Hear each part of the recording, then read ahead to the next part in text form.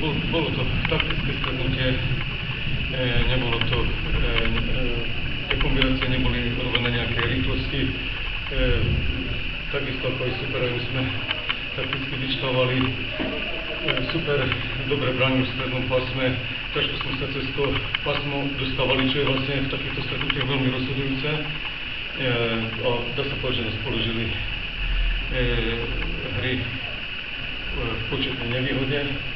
Áno, super strelil druhý gól, tam v podstate sa nám podarilo ešte dať kontaktný gól, ale už nevedeli sme ten zápas ešte viac dramatizovať, vyrovnať a ísť do predĺženia. Pokusili sme sa, odvolali sme brankára, super rozhodujúci gól a týmto dneska skončilo. Nech sa páči, tréner Romantik.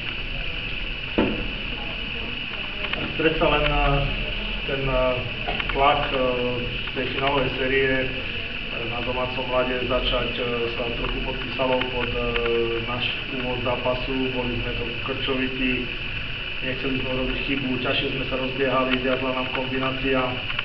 Aj keď sme si vypracovali nejaké šance, ale chýbala taký kľúč zakončení.